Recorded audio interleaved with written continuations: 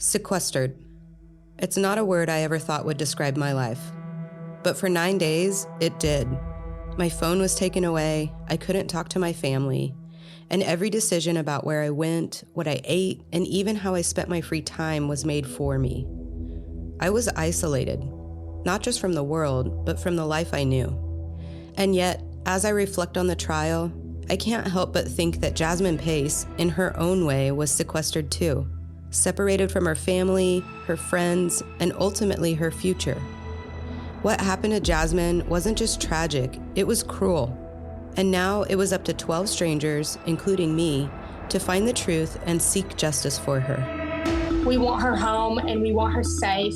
Jasmine Pace hasn't been seen since November 22nd. Chattanooga police are investigating the case as a missing person. Police say she may have turned to a boyfriend she met several months ago on a dating app to help her grieve. They believe she may be with that boyfriend. Jasmine was a vibrant young woman, just 22 years old. She had her whole life ahead of her. But in November of 2022, she went missing.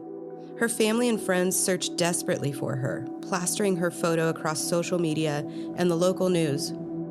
It didn't take long for the town of Chattanooga to rally behind them, hoping for her safe return. But this story didn't have the ending anyone hoped for. Days later, her body was discovered, and the man accused of her murder, her boyfriend, Jason Chen, was arrested. What followed was a trial that shook the community and changed my life forever. Chattanooga isn't a place you'd expect to be the center of such a chilling story. It's a picturesque town nestled between the mountains and the Tennessee River, a place known for its charm and beauty. But in the courtroom, I saw a different side of this city, one filled with grief, anger, and a determination for justice. This podcast isn't just about the trial. It's about Jasmine. It's about the people who loved her and the strangers who fought for her. It's about the experience of being sequestered, both as a juror and a human being. And it's about the choices we make when the weight of justice rests on our shoulders.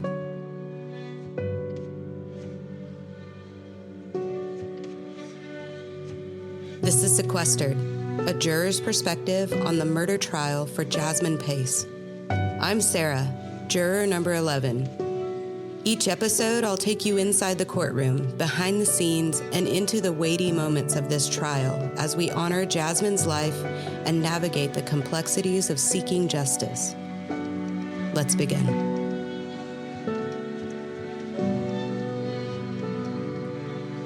This is episode 1, Jury Duty.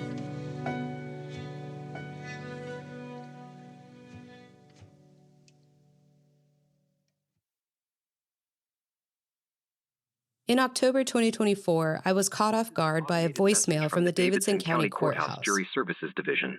Our records indicate that you were scheduled to appear. The message informed me that I had failed to report for jury duty. Jury duty? I had never even received a summons. Unsure of how this had happened, I quickly followed the court's instructions, filling out the necessary information online to rectify the situation. Over the next several weeks, life moved on as I traveled to New Zealand and Australia for work. But when I returned home and dove into the daunting task of catching up on unopened mail, there it was. Jury duty. Clear as day. I stared at the envelope, unaware of how profoundly it would shape the weeks to come. The holidays and New Year's celebrations came and went, and before I knew it, 2024 had ended. By January 8th, 2025, I found myself walking into the Davidson County Courthouse in Nashville, Tennessee, joining 117 other potential jurors in a large, featureless room filled with rows of chairs. I chose a seat toward the back, pulled out my phone, and prepared to settle in. It was clear we were going to be here for a while. Some people milled around the coffee station at the front of the room, pouring from a large carafe and stirring in powdered creamer before retreating to their seats. Others were engrossed in books, tapping on laptops, or scrolling mindlessly on their phones. A few small groups formed, exchanging grumbles about how this unexpected civil duty was disrupting their day. The air was thick, with a shared sense of impatience and uncertainty as we waited for our names to be called. We sat in the room for what felt like ages before a couple of important-looking men called the first several rows to stand.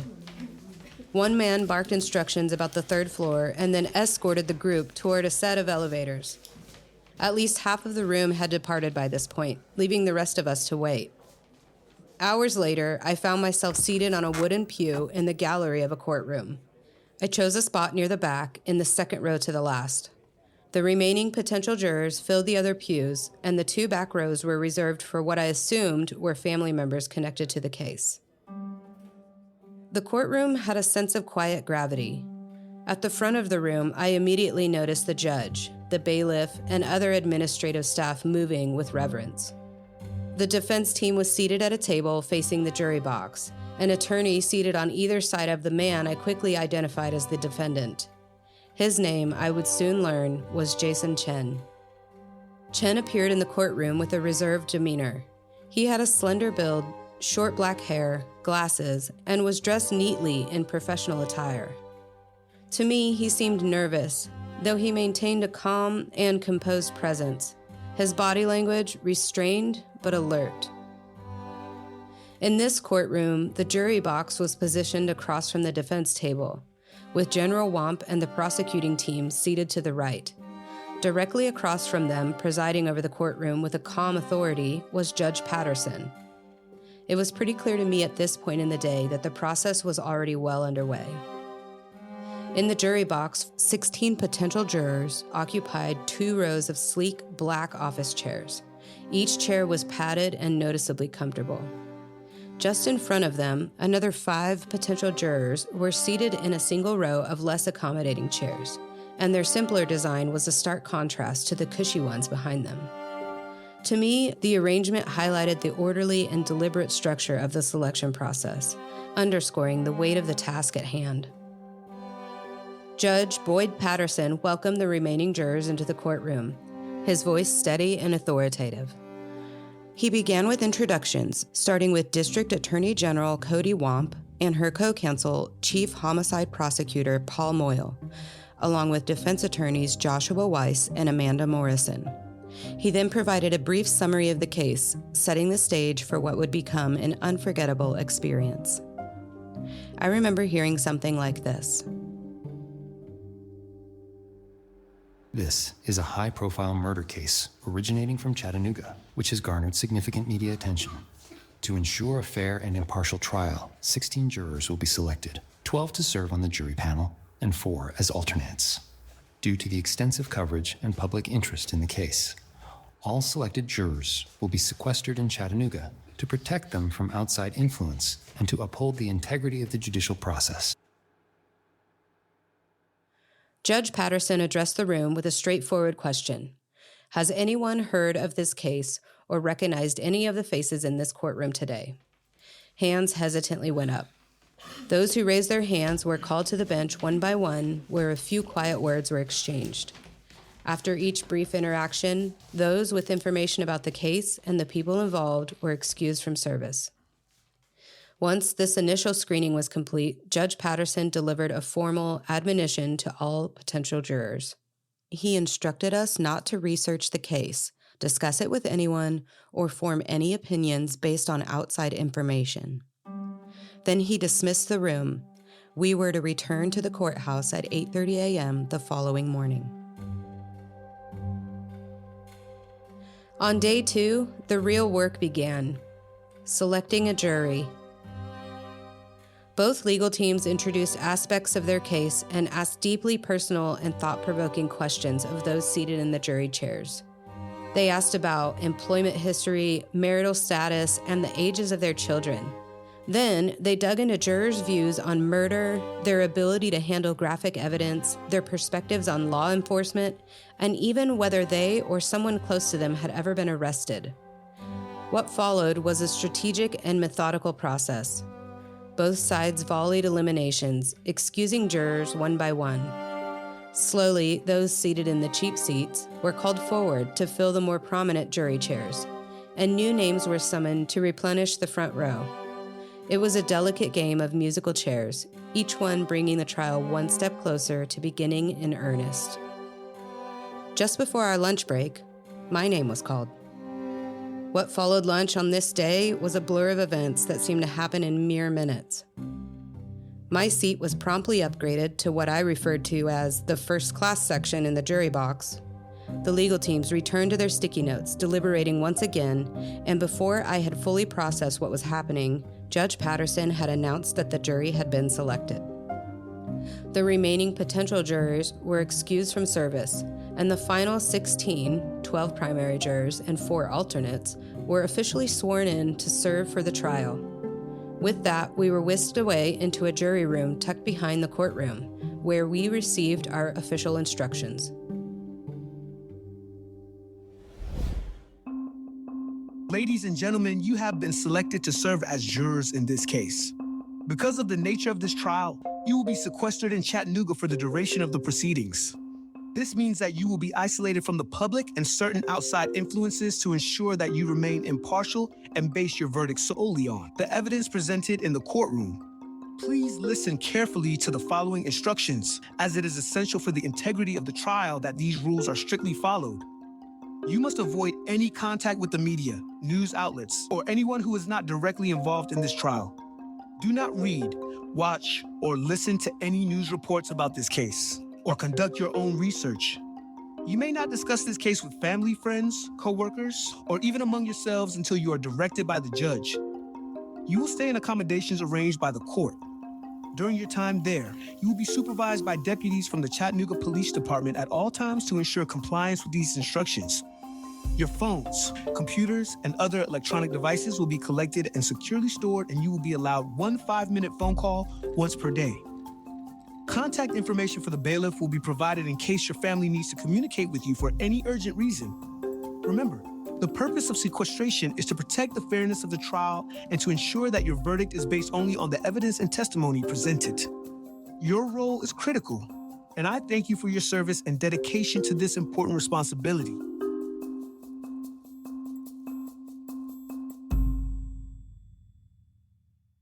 And with that, we were excused.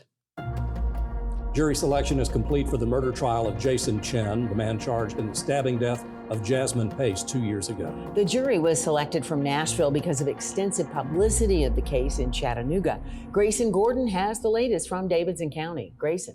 Right, Cindy, David. Now, bringing those jurors in from an outside county is definitely unusual, but we're told that it's necessary with this case due to the publicity that it's already had. And we had a juror dismissed this morning from seeing something on the case within that 24 hours. Tennessee state law says in all criminal prosecutions, excluding death penalty cases, it is up to the judge to determine if a jury should be sequestered. Since this is the case for this trial, jurors will be put up at a Hamilton County hotel with no electronics. Their friends and family will be given a phone number to call in case of an emergency. And this is a first-degree murder case, which is defined by state law as the premeditated and intentional killing of another person.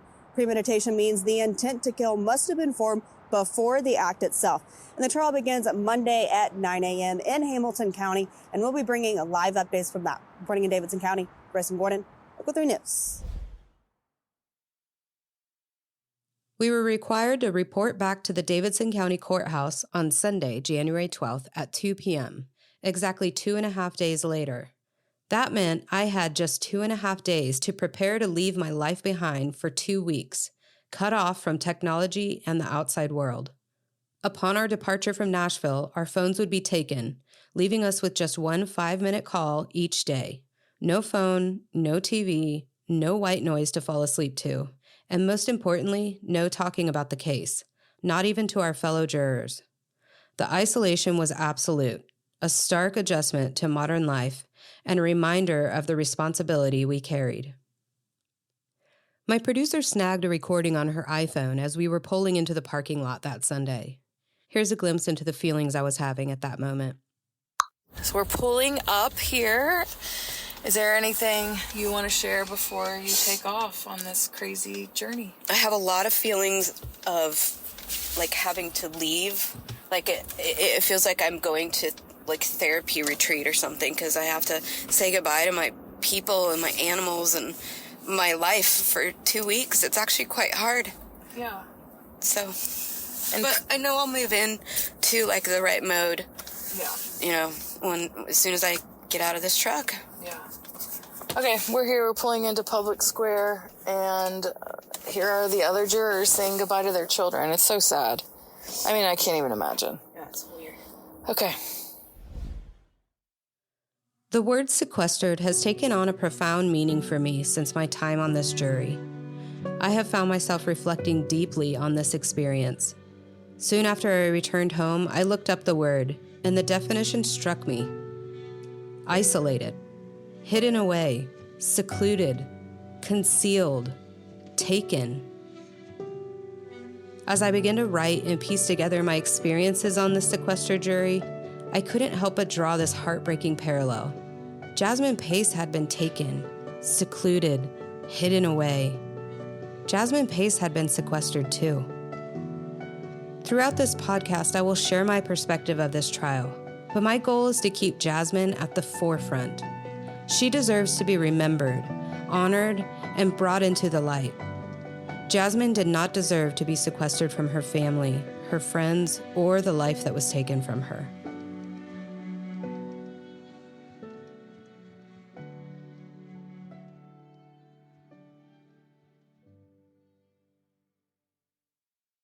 To ground you in this story, it's important to share a little bit about Chattanooga. Nestled in the southeastern corner of Tennessee, along the Tennessee River, Chattanooga borders Georgia to the south and sits at the very western edge of the Eastern Time Zone. It's home to the University of Tennessee at Chattanooga, which plays a role in this case because Jasmine Pace's boyfriend, Jason Chen, was attending his senior year at UTC, majoring in computer science at the time of her death. Chattanooga, aptly named the Scenic City, is split by the Tennessee River and sits at the junction of the Ridge and Valley Appalachians and the Cumberland Plateau, both part of the larger Appalachian Mountains. The area draws visitors year-round with its stunning natural beauty, including Lookout Mountain and Ruby Falls, home to the world's tallest underground waterfall open to the public. During our off day while sequestered, we visited Ruby Falls, and I can't recommend it enough if you ever find yourself in the area. Chattanooga is internationally recognized from Glenn Miller's 1941 hit song, Chattanooga Choo Choo. Won't you choo-choo me home? Downtown, the city is connected by 4 main bridges spanning the Tennessee River. These pathways link the riverfront and North Shore to the Tennessee Riverwalk and the Bluff View Art District, providing a unique mix of outdoor and cultural experiences. The history here is rich, offering countless stories waiting to be uncovered. If you're a curious mind like me, I've included links in the show notes to help you take a deeper dive into Chattanooga's fascinating past. Like many cities, Chattanooga has faced its share of crime challenges. However, according to a press release from January 24, 2025, the city of Chattanooga and the Chattanooga Police Department reported an 11% overall drop in the crime rate for 2024. Despite its challenges, Chattanooga has earned a reputation as a vibrant and desirable place to live and visit. I always like to take a peek at Reddit and see what the people are saying. My favorite reply about what's it like living in Chattanooga read like this. It's great if you like outdoorsy stuff for sure. Like, climbers come here from all over the country for the sandstone. Spoiled for choice of whitewater rivers, we got a hang gliding launch if you want to learn how to do that. Hiking, of course, is great, and there's so much within an hour's drive. Oh, and we have both the greatest biodiversity of salamanders on Earth and the largest ones in North America. Hellbenders, baby. Turns out, Touch of the Fishy is right. Chattanooga, Tennessee is home to an impressive variety of salamanders, including the hellbender, spotted salamander, and common mud puppy. If you're a salamander enthusiast, you'll be thrilled to know that the Chattanooga Zoo runs a program dedicated to repopulating the hellbender salamander, a species rapidly disappearing from the area. Before my sequestration in Chattanooga, I had visited the city probably a half a dozen times. Living just 2 hours away in Nashville, Chattanooga makes for an easy go-to weekend getaway. The drive east on Interstate 24, where you emerge from the mountains to the stunning view of Nickajack Lake, is one of my favorites. I'd describe Chattanooga as a mountain town nestled along the river, offering outdoor adventures, creative energy, and surprisingly great food. As we step into the first day of trial, I want to bring you into my headspace. It's Sunday, 2 p.m. in the afternoon. The time has arrived. I'm being dropped off to join 15 other people and start my jury service. I hand over my phone, load my 2 large suitcases into the back of a van, and climb in to meet my fellow jurors. For someone who isn't naturally outgoing, this was like being thrown into the deep end of some wild social experiment. It was just us, the jurors, split into 2 15-passenger vans. Oh, and the deputies guarding and driving us to Chattanooga. Some of us talked, some had books or journals to focus on, but there wasn't much else to distract us, except for the task ahead. I watched downtown Nashville fade away through the van window. I already missed my person and my dogs. With a deep breath, I let acceptance settle over me. This was my world now, for the next 10 to 14 days at least. When we arrived at the hotel, I checked into my room and began unpacking my clothes and other essentials. Knowing this would be my home for the foreseeable future, I moved in. To pass the time, I sketched a diagram of my hotel room. It's posted on our website if you're curious about my artistic skills. The knocking on a door would become a new form of communication for me, serving both as my morning wake-up call and signaling the jury that the judge was ready for us. No TV, no phone, no electronics. This was all to ensure we remained shielded from any media coverage of the state of Tennessee versus Jason Chen. The rules were strict, but I understood why. This case had dominated the news in Chattanooga. I've shared so much about the city of Chattanooga to help you understand why the jury for this trial had to be brought in from another part of the state. Cases like this are not common in Chattanooga, and Jasmine Pace's disappearance shook the entire community. The search for Jasmine was everywhere, on the news, in the media, and on the hearts and minds of the people all over town. This was a city desperate for answers and desperate to bring Jasmine home. I understood the need for sequestration. This case wasn't just in the news. It was the news in Chattanooga. Next time on Sequestered. This is the suitcase in which Jason Chen stuffed the 98-pound body of Jasmine Pace. Early morning hours of November 23rd, 2022, Jason Chen killed Jasmine Pace. The trial begins with shocking opening statements that set a defining tone. We'll hear from a mother desperate for answers and an investigator determined to uncover the truth. This is just the beginning. We'll see you in the next episode.